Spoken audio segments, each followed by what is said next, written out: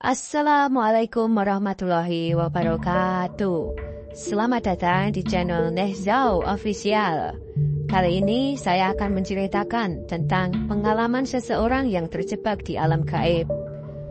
Tanpa berlama-lama, langsung saja kita ke ceritanya. Langit malam itu gelap pekat. Kabut tebal menyelimuti jalanan yang sepi, membuat jarak pandang Ardi semakin terbatas. Ia baru saja menghadiri acara keluarga di luar kota, dan kini perjalanan pulang terasa lebih panjang dan melelahkan dari biasanya. Jalan utama yang biasa dilalui ditutup karena longsor, memaksa Ardi mengandalkan GPS di ponselnya. Ambil jalan alternatif. Saran suara GPS yang terdengar dingin di keheningan malam. Ardi mendengus pelan, mengalihkan pandangan sejenak layar ponsel yang menunjukkan jalur kecil di tengah hutan. Jalan itu sempit, dikelilingi pepohonan tua yang menjulang tinggi. Rasa ragu sempat menghantui, tetapi lelahnya memaksa ia mengikuti petunjuk tersebut. Semakin jauh ia melaju, suasana berubah. Lampu jalan yang biasanya menyala redup kini menghilang. Hanya ada sinar dari lampu mobil yang menerangi. Suara hutan malam mulai terdengar. Desiran angin bercampur dengan bunyi binatang malam. Meskipun AC mobil menyala, keringat dingin mulai mengalir di pelipis Ardi. Tinggal beberapa kilometer lagi, gumamnya, berusaha menenangkan diri. Namun, saat jalan semakin menanjak dan berkelok, GPS tiba-tiba kehilangan sinyal. Layar ponsel menampilkan tulisan, "No service." Ardi menginjak rem, menghentikan mobil di tepi jalan. Ia mencoba mengutak-atik ponsel, berharap sinyal kembali. Tapi sia-sia. Dengan perasaan cemas, ia memandang ke depan. Jalur kecil itu masih membentang, membawanya lebih jauh ke dalam kegelapan. Pilihan untuk berbalik arah terlintas, tetapi rasa penasaran lebih besar. Mungkin desa kecil ini cuma lewat sebentar, pikirnya. Ia menyalakan mesin kembali dan melanjutkan perjalanan, berharap segera menemukan peradaban. Yang ia temukan bukanlah desa biasa. Di balik tikungan terakhir, muncul deretan rumah-rumah tradisional yang berdiri rapi di sepanjang jalan. Desa itu tampak seolah menyambutnya, tenang, bersih, dan diterangi lampu kuning redup yang menggantung di setiap beranda rumah. "Ah, akhirnya," kata Ardi dengan napas lega, meski hatinya merasa ada yang janggal. Ia belum tahu, malam itu akan menjadi malam yang panjang dan mencekam. Bagian 2. Pertemuan pertama dengan desa gaib. Mobil Ardi perlahan melintasi jalan utama desa itu. Rumah-rumah kayu berjajar rapi dengan desain tradisional yang terawat. Lampu minyak menggantung di setiap beranda, memberikan penerangan lembut yang memancarkan kehangatan. Namun, meskipun tampak begitu sempurna, suasana desa ini terlalu sunyi untuk ukuran sebuah pemukiman. Tak ada suara televisi, tawa anak-anak, atau aktivitas malam lainnya. Ardi memutuskan berhenti di depan sebuah rumah besar yang tampak seperti balai desa. Ia mematikan mesin mobil dan keluar, disambut udara malam yang dingin dan lembab. Tidak lama kemudian, seorang pria tua dengan tongkat kayu muncul dari dalam rumah. Wajahnya penuh keriput, tapi matanya, yang hitam pekat, tampak hidup, seolah mengawasi setiap gerakan Ardi. "Selamat malam, Tuan," sapa pria tua itu dengan suara parau namun ramah. "Anda tersesat." Ardi mengangguk pelan, mencoba tetap tenang meski perasaan aneh mulai menghinggapinya. "Ya, GPS saya membawa saya ke sini. Apakah ini desa apa namanya?" Pria tua itu tersenyum tipis, menunjukkan deretan gigi kuningnya. "Desa kami tidak punya nama, tapi kami selalu menyambut tamu dengan tangan terbuka." Sebelum Ardi bisa membalas, beberapa orang keluar dari rumah-rumah sekitar. Mereka semua mengenakan pakaian sederhana dan tersenyum ramah, tapi tatapan mata mereka sama, kosong, seperti menatap tapi tidak benar-benar melihat.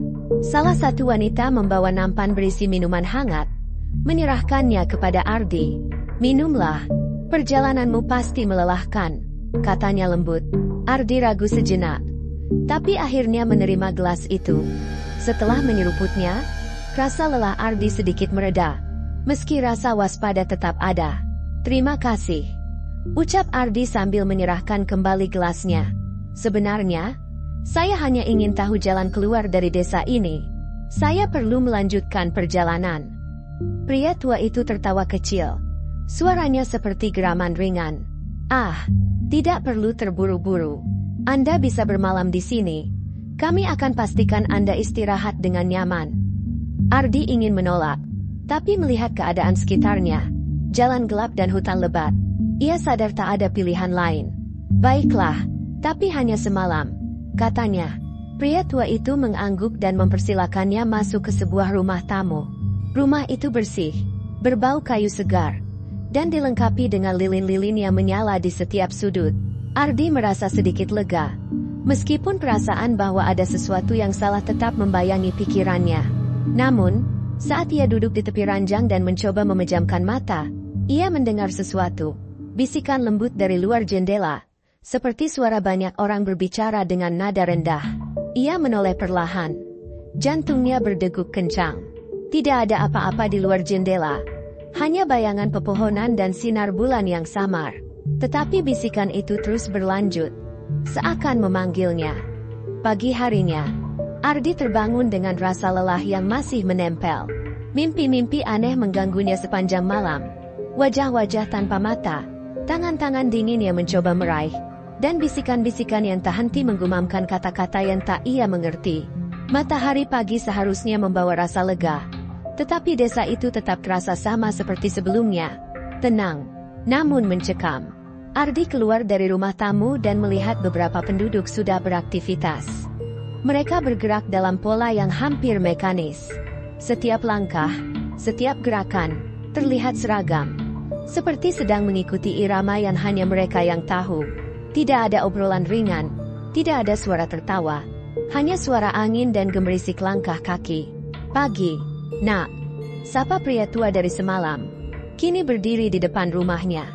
Ardi mengangguk singkat. Bisa tunjukkan jalan keluar dari desa ini?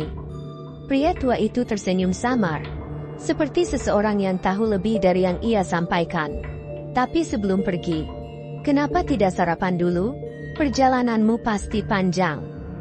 Meski merasa tidak nyaman, Ardi setuju. Ia mengikuti pria tua itu menuju balai desa, di mana beberapa penduduk sudah menyiapkan makanan. Semuanya tampak normal, tapi rasa waspada Ardi meningkat ketika ia melihat jam dinding besar di balai desa. Jarumnya tidak bergerak, tetap menunjukkan pukul 00. Jamnya rusak, tanya Ardi sambil menunjuk ke arah jam. Seorang wanita muda yang sedang menuang teh hanya tersenyum tanpa menjawab.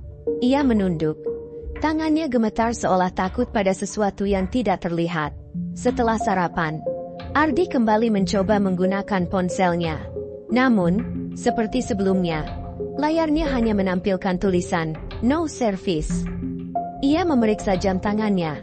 Anehnya, jarum jam itu juga berhenti, menunjukkan waktu yang sama persis dengan jam di balai desa.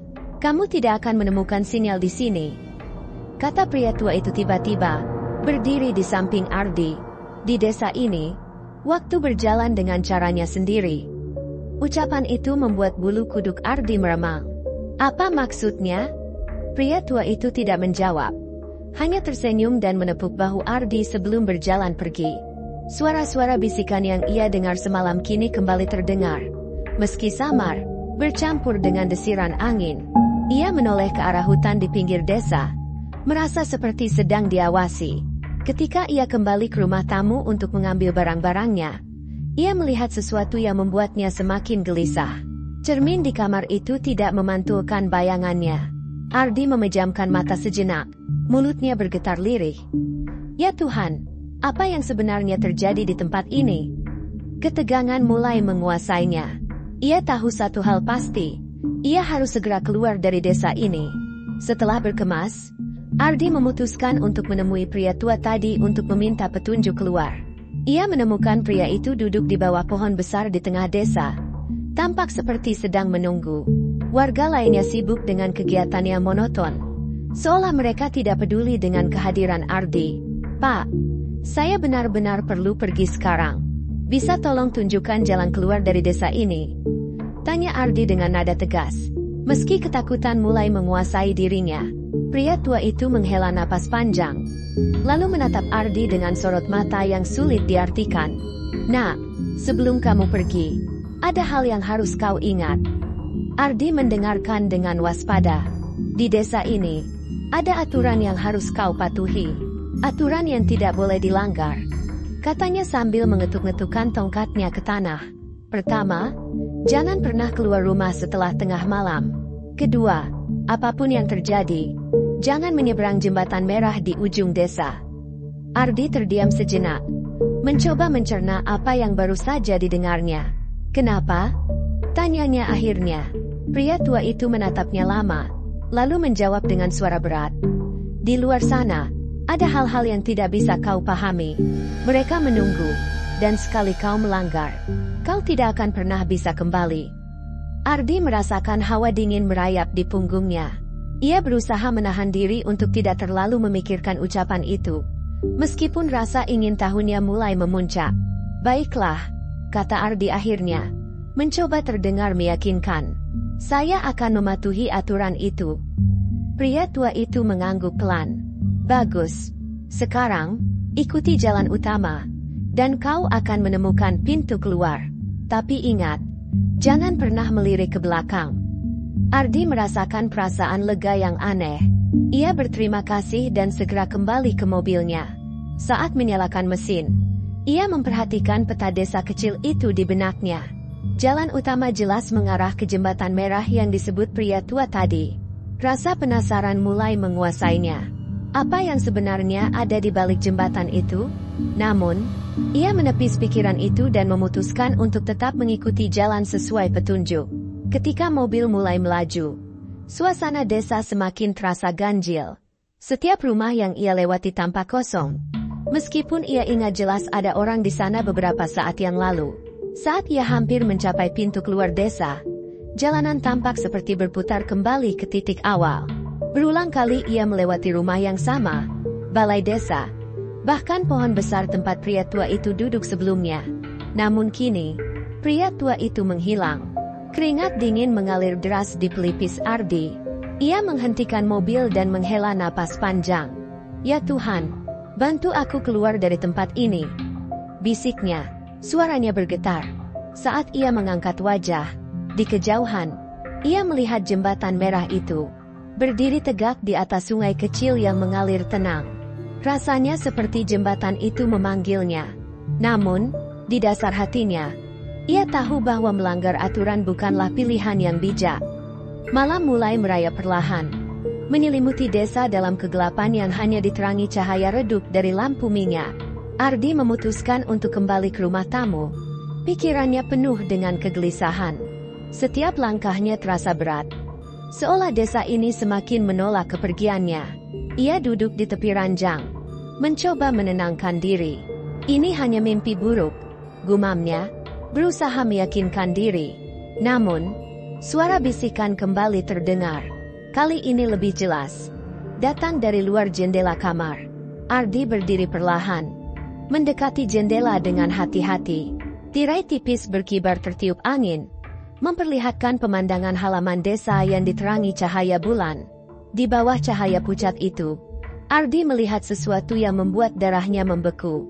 Penduduk desa, yang sebelumnya tampak ramah dan bersahaja, kini berubah wujud.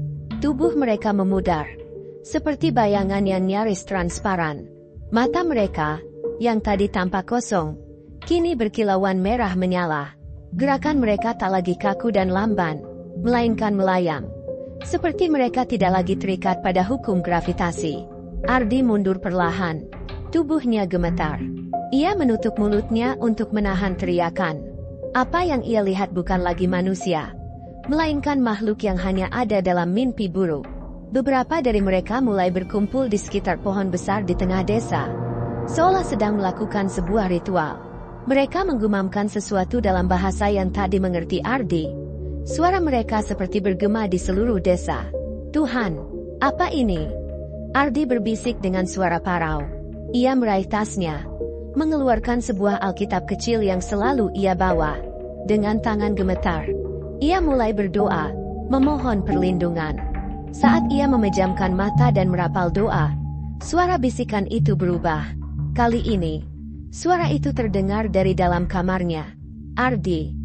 Suara itu memanggil namanya dengan lembut, tapi dingin. Ardi membuka matanya dan melihat ke sekeliling kamar. Tidak ada siapa-siapa. Tetapi suara itu terus berlanjut. Ardi, kenapa kau ingin pergi? Suara itu terdengar semakin dekat, membuat bulu kuduknya berdiri. Tinggallah bersama kami.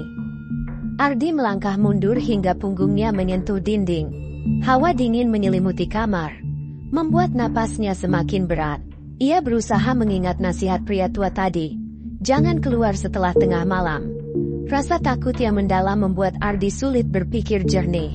Ia melihat jam di dinding kamar, dan seperti di balai desa, jarumnya tetap di angka pukul 00. Ini tidak mungkin, gumamnya. Lalu, terdengar suara ketukan pelan di pintu kamar. Ardi membeku. Siapa yang datang di tengah malam seperti ini? Ketukan itu terus berlanjut, semakin keras, hingga akhirnya berhenti. Ardi. Suara itu kini terdengar langsung dari balik pintu, membuatnya merinding. Ia menatap pintu kayu itu dengan napas tertahan, berdoa dalam hati agar apapun yang ada di luar sana pergi. Tiba-tiba, suara ketukan berhenti, digantikan oleh keheningan yang mencekam. Ardi memutuskan untuk tidak membuka pintu, berusaha bertahan hingga pagi. Namun, dalam hati kecilnya, ia tahu bahwa malam ini belum berakhir. Pagi itu datang tanpa tanda-tanda kehidupan yang baru. Matahari seolah enggan menyinari desa, meninggalkan suasana kelabu yang membuat segalanya tampak seperti mimpi buruk yang tak berujung. Ardi bangkit dari tempat tidur dengan tubuh lunglai. Meski semalaman ia nyaris tidak tidur. Matanya merah dan lelah, tetapi tekadnya sudah bulat. Ia harus keluar dari desa ini, bagaimanapun caranya. Setelah memastikan semua barangnya siap, ia bergegas keluar dari rumah tamu. Desa masih sunyi. Hanya sesekali terdengar langkah kaki yang tidak terlihat. Kali ini tidak ada warga yang menyapanya. Tidak ada pria tua dengan senyumnya yang penuh teka-teki. Semua tampak seperti desa mati. Ardi masuk ke dalam mobilnya dan mencoba menyalakan mesin. Untuk sesaat, suara mesin terdengar, memberikan harapan kecil bahwa ia bisa pergi. Namun, tiba-tiba mesin mati, meninggalkan Ardi dalam keheningan yang menusuk. Setiap kali ia memutar kunci, mesin hanya bergeming sebelum kembali diam. Ardi merasakan keringat dingin mengalir di pelipisnya. Ia keluar dari mobil dan memeriksa kap mesin. Meski ia tahu tidak ada yang bisa diperbaiki tanpa alat. Saat itulah ia mendengar suara langkah kaki di belakangnya. Ardi berbalik cepat. Namun tidak ada siapapun. Hanya jalan desa yang kosong membentang di depannya. Tidak ada waktu lagi, gumamnya. Ia memutuskan untuk meninggalkan mobil dan melarikan diri dengan berjalan kaki. Ia mengingat peta desa dalam benaknya, berusaha menuju pintu keluar yang seharusnya ada di ujung jalan. Langkah kakinya semakin cepat saat ia melewati rumah-rumah kosong. Jantungnya berdegup kencang, terutama saat suara bisikan itu kembali terdengar. Kini lebih jelas dan menggema di seluruh desa. Ardi, kau tidak bisa pergi. Ardi berlari, berusaha mengabaikan suara itu. Langkahnya tiba-tiba terhenti ketika ia menemukan dirinya kembali di tempat yang sama, di depan rumah tamu tempat ia menginap. Ia menoleh ke sekeliling dengan putus asa. Jalan yang ia lalui seharusnya lurus, tapi desa ini seolah-olah mempermainkannya. Ya Tuhan, tolong aku. Ardi berbisik sambil memegang kepala. Pikirannya kacau, tetapi ia tahu bahwa ia tidak bisa menyerah. Ardi melihat ke kejauhan dan mendapati jembatan merah yang dilarang oleh pria tua itu. Rasa putus asa mulai mengalahkan rasa takutnya. Jika jalan utama terus membawanya kembali ke desa, mungkin melanggar aturan adalah satu-satunya jalan keluar. Tanpa memikirkan lagi, Ardi mulai melangkah menuju jembatan merah. Setiap langkahnya disertai rasa ragu dan perasaan bahwa ia sedang diawasi. Ketika ia mencapai ujung jembatan, ia berhenti sejenak, menatap sungai kecil di bawahnya yang mengalir dengan tenang. Apapun yang ada di balik ini, aku harus mencobanya, kata Ardi, lebih kepada dirinya sendiri. Ia melangkah ke atas jembatan, tidak menyadari bahwa saat itu, seluruh desa mulai bergemuruh pelan, seolah menentang keputusannya. Setiap langkah yang ia ambil seolah menantang aturan yang sudah tertanam dalam desa. Namun, ia tahu bahwa tidak ada jalan lain. Ketika ia sampai di tengah jembatan, suara bisikan yang sebelumnya samar kini semakin nyaring. Suara itu jelas memanggil namanya, bersahutan dari berbagai arah. Ardi, kembali. Ia memejamkan mata sejenak, berusaha menguatkan diri. Aku tidak akan kembali, gumamnya dengan suara lirih. Saat ia membuka matanya, sosok seorang anak kecil tiba-tiba muncul di ujung jembatan, menatapnya dengan tatapan sendu. Anak itu mengenakan pakaian lusuh dan memegang sebuah boneka kain yang tampak usang. Kamu mau pergi, ya? Tanya anak itu dengan suara lembut, hampir seperti bisikan. Ardi terkejut, tetapi ia mencoba tetap tenang. Siapa kamu? Kenapa kamu ada di sini? Tanyanya sambil berjalan mendekat. Anak itu tidak menjawab. Sebaliknya, ia menunduk sambil memeluk bonekanya erat-erat. Aku dulu juga mau pergi, katanya pelan. Tapi aku tidak bisa. Ardi berhenti beberapa langkah dari anak itu. Kenapa kamu tidak bisa pergi? Apa yang sebenarnya terjadi di desa ini? Desaknya, suaranya bergetar. Anak itu perlahan mengangkat wajahnya. Matanya, yang sebelumnya tampak normal, kini berubah menjadi hitam pekat. Karena desa ini adalah tempat bagi mereka yang tersesat, katanya. Setiap jiwa yang masuk harus membawa satu jiwa lagi untuk keluar. Sebelum ia sempat menyelesaikan kalimatnya, anak itu melanjutkan dengan nada dingin. Kamu adalah pengganti yang kami tunggu. Ardi, desa ini butuh jiwa baru. Dan sekarang giliranmu. Saat kata-kata itu keluar, suasana di sekeliling jembatan berubah. Kabut tebal menyelimuti, dan bayangan-bayangan aneh mulai muncul di antara pepohonan. Suara bisikan berubah menjadi teriakan yang memilukan, seperti tangisan orang-orang yang meminta pertolongan.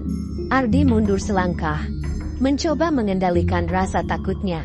Aku tidak akan menyerah begitu saja, katanya dengan tegas. Ia merogoh sakunya dan meraih jam tangan yang diberikan oleh ibunya. Satu-satunya benda dari dunia luar yang ia bawa. Dengan tangan gemetar, ia menggenggam jam itu erat-erat sambil memejamkan mata. Tuhan, tolong bimbing aku keluar dari tempat ini, bisiknya penuh harap. Tiba-tiba, anak kecil itu tertawa kecil, tapi suaranya berubah menjadi suara serak yang mengerikan. Doamu tidak akan berguna di sini, katanya. Desa ini adalah akhir bagi semua yang masuk. Saat Ardi membuka mata, ia melihat cahaya samar dari jam tangan yang ia pegang. Cahaya itu semakin terang, seperti memancarkan kekuatan yang melindunginya. Anak kecil itu mulai mundur. Wajahnya berubah menjadi sosok menyeramkan dengan kulit yang pucat dan gigi tajam. Ardi tidak mau menunggu lebih lama. Ia berlari melewati anak itu menuju ujung jembatan. Meski tanah di bawah kakinya terasa semakin goyah. Setiap langkahnya diiringi oleh jeritan dan bisikan yang semakin keras. Tetapi ia tidak peduli. Hanya ada satu tujuan di pikirannya. Keluar dari desa ini. Ardi berhasil melewati jembatan merah. Tetapi kelegaan yang ia rasakan hanya berlangsung sejenak. Kabut tebal menyelimuti hutan di depannya, membuat jarak pandang sangat terbatas. Suara bisikan masih terdengar. Meskipun mulai meredup, ia berjalan cepat, berusaha mengabaikan ketakutan yang terus menghantuinya. Namun, langkahnya terhenti ketika ia melihat sosok kecil di depan. Itu anak kecil yang tadi, kini berdiri di tengah kabut dengan tatapan dingin. Tapi kali ini, wajahnya kembali seperti anak biasa, tanpa mata hitam atau gigi tajam. Kenapa kamu mengikuti aku? Tanya Ardi, suaranya penuh ketegangan. Anak itu tersenyum lemah. Aku ingin membantu, katanya dengan nada polos. Aku tahu jalan keluar dari desa ini. Ardi ragu sejenak, tetapi rasa putus asa membuatnya mempertimbangkan tawaran itu. Anak itu mulai berjalan, dan Ardi mengikutinya. Mereka menyusuri jalan setapak yang semakin gelap, dengan pohon-pohon besar yang menjulang tinggi di kedua sisi. Suasana semakin mencekam. Tetapi Ardi mencoba tetap fokus. Ia merasakan sesuatu yang aneh, seperti hutan ini hidup dan mengawasi setiap gerakannya.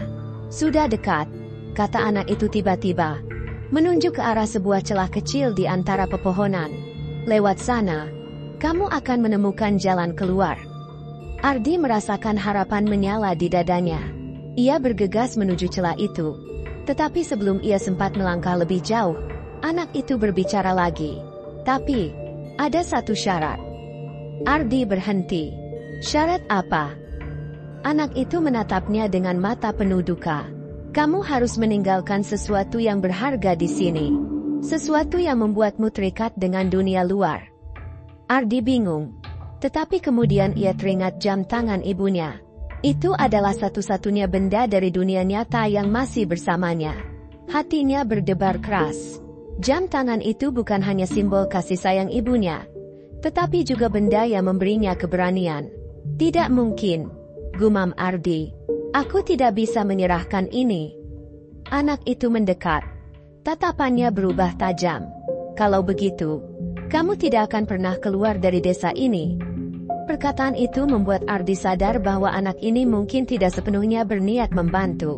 Ia merasa dikhianati, tetapi juga tahu bahwa ia tidak punya banyak pilihan. Di saat yang genting, ia memegang jam tangannya erat dan kembali berdoa dalam hati. Tuhan, berikan aku kekuatan untuk mengalahkan kegelapan ini, bisiknya. Tiba-tiba, cahaya dari jam tangan kembali bersinar terang, lebih kuat dari sebelumnya.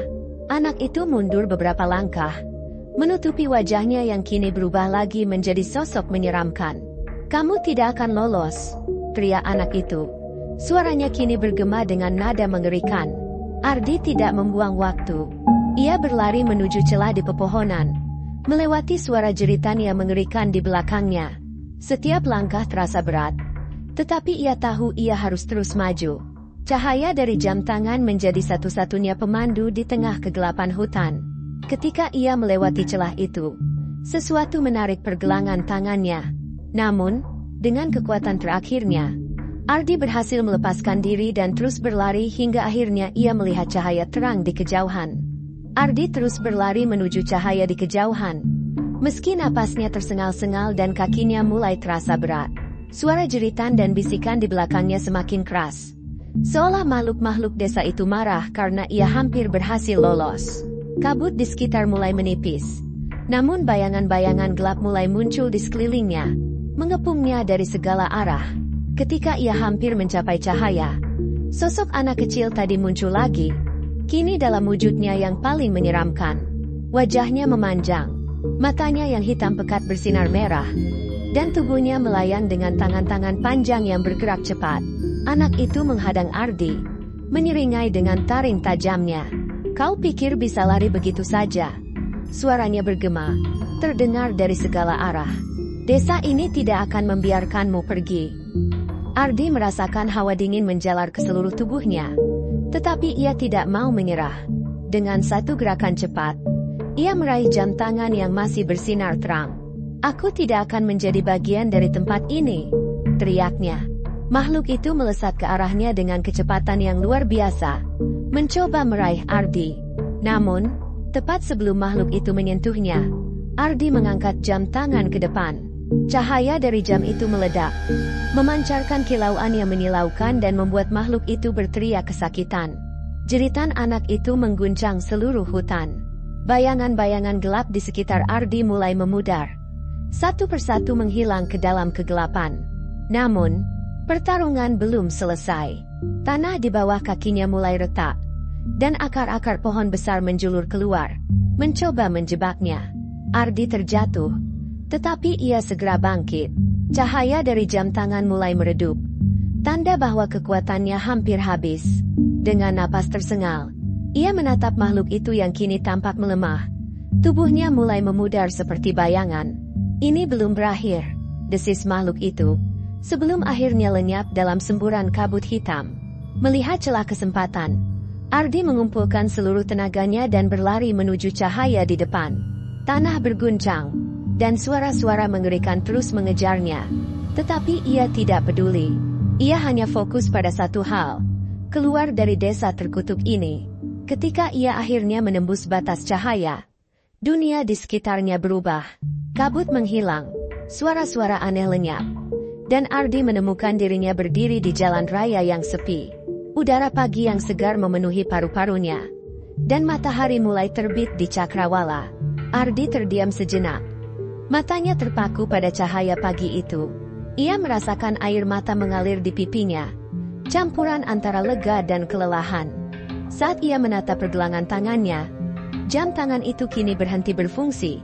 Jarumnya tetap di posisi pukul 00. Meski selamat, Ardi tahu bahwa pengalaman ini akan menghantuinya selamanya. Satu hal yang pasti, ia telah melawan kegelapan dan keluar sebagai pemenang. Ardi berdiri di tepi jalan raya, masih terengah-engah. Dunia nyata yang terang dan hangat rasa seperti anugerah setelah malam penuh teror di desa gaib. Rasa lega itu segera berganti dengan kekhawatiran. Ia meraih ponselnya, berharap menemukan sinyal. Kali ini, ponsel itu menyala, menampilkan tanggal dan waktu. Matanya membelalak. Tanggal di layar menunjukkan 5 tahun ke depan. Tidak mungkin, bisiknya dengan suara gemetar. Ia memeriksa sekali lagi, berharap itu hanya kesalahan teknis. Tetapi semuanya konsisten. Ardi merasa dunianya terbalik. Bagi dirinya, ia hanya terjebak semalam. Tetapi waktu di dunia nyata telah berjalan bertahun-tahun. Perasaan bingung dan panik mulai menguasai dirinya. Ia mencoba mengingat nomor telepon keluarganya. Lalu dengan tangan gemetar, ia mulai menelepon. Suara di ujung sana akhirnya menjawab setelah beberapa detik yang terasa seperti selamanya. Halo? Suara seorang wanita terdengar. Itu suara adiknya, tetapi terdengar lebih tua dan lelah. Ini aku, Ardi, katanya, hampir tidak percaya dengan apa yang ia katakan. Aku baru keluar dari desa aneh itu. Apa kalian baik-baik saja? Hening sejenak di ujung telepon. Kemudian suara adiknya pecah dengan isak tangis. Kak Ardi, ini benar-benar kamu? Kami pikir kamu sudah meninggal. 5 tahun. Kak, 5 tahun kami mencarimu. Tangisannya membuat Ardi terdiam. Ia berusaha menenangkan adiknya. Setelah beberapa saat, ia mengakhiri panggilan dan duduk di tepi jalan, memandangi langit yang perlahan cerah. Ketenangan itu hanya berlangsung sebentar. Ketika ia hendak bangkit, ia merasakan sensasi aneh di lengannya. Dengan perlahan, ia menggulung lengan bajunya dan melihat bekas luka yang tidak pernah ia ingat sebelumnya. Luka itu berbentuk simbol aneh, seperti tanda matahari yang melingkar dengan titik di tengahnya. Simbol itu terasa hangat, seolah masih hidup. Ia menyentuhnya dengan ragu, dan seketika itu juga, bayangan wajah anak kecil dari desa gaib melintas di benaknya. Suara bisikan kembali terdengar. Kali ini hanya satu kalimat yang jelas. Kami masih mengawasimu. Ardi tertegun. Matanya membelalak. Meskipun ia berhasil melarikan diri, ia sadar bahwa desa itu meninggalkan tanda yang tidak bisa dihapus. Desa gaib itu mungkin tidak lagi membelenggunya secara fisik, tetapi jiwanya masih terikat dengan misteri yang lebih besar. Dengan perasaan campur aduk, Ardi bangkit dan mulai berjalan menjauh dari jalan hutan itu. Masa depannya mungkin penuh dengan pertanyaan, tetapi ia berjanji pada dirinya sendiri untuk tidak pernah berhenti mencari jawaban. Satu hal yang ia tahu pasti, perjalanan ini belum benar-benar berakhir. Perjalanan Ardi adalah kisah tentang keberanian, ketakutan, dan pertarungan melawan sesuatu yang melampaui pemahaman manusia. Desa gaib itu menjadi simbol kekuatan gelap yang dapat menjerat siapa saja, tetapi juga pengingat bahwa harapan dan doa dapat menjadi pelita dalam kegelapan terdalam. Meski Ardi berhasil keluar, ia menyadari bahwa ada harga yang harus dibayar. Terkadang, kejahatan tidak sepenuhnya lenyap, tetapi bersembunyi dalam bayang-bayang, menunggu saat yang tepat untuk muncul kembali. Dan ketika itu terjadi, hanya mereka yang memiliki keberanian dan iman yang bisa bertahan. Kisah